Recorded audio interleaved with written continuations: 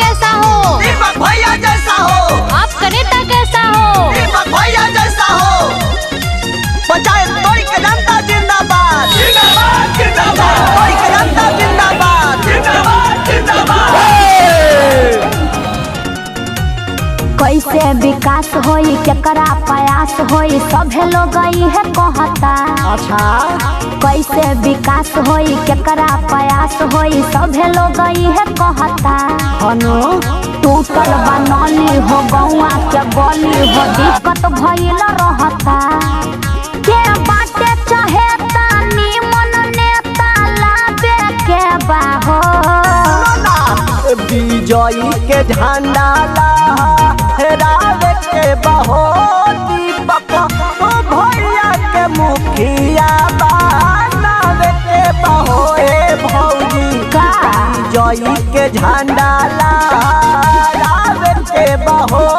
दीपक भैया के मुखिया बनावे के बहो। ठीक है बा ठीक है बा ठीक है बा।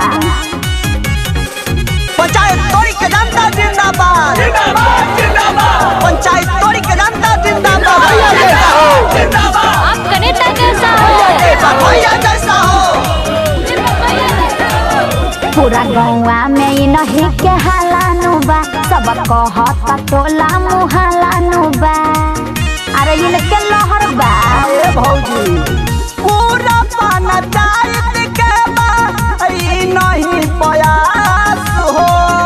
भीरी में पास होई इंदिरा आवास हो। सुना ना पूरा गौवा में ही नहीं के हालानु बा सब कहता टोला मुहालानु बा। बीत गइल देश चुनाव किसमें लाबे के बा हो। बोला विजयी के झंडा लहरावे के बहो। दीपक भैया के मुखिया बनावे के बहो। विजयी के झंडा लहरावे के बहो। दीपक भैया के मुखिया बनावे के बहो। अरे इन्हीं के मुखिया बनावल जाए। पंचायत तोड़ी के जनता जिंदाबाद जिंदाबाद जिंदाबाद। पंचायत तोड़ी के जनता जिंदाबाद जिंदाबाद जिंदाबाद। आपका नेता कैसा हो? दीपक भैया जैसा हो। पंचायत के जनता के राय बाटे हो सब कहता ही है सलाह बाटे हो। अरे हमकी बारी है मुखिया बनी है। कौन बनी है? बनी जई है मुखिया भौजी।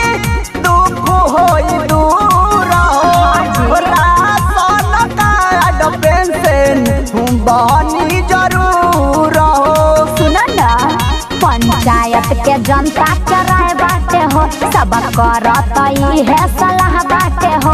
कहे अंतरा सिंह दीपक के बात बताबे के बा हो। समझ गए नु विजयी के झंडा लहरावे के बहो। दीपक भैया के मुखिया बनावे के बहो। विजयी के झंडा लहरावे के बहो। दीपक भैया के मुखिया बनावे के बहो। ओके देवर जी।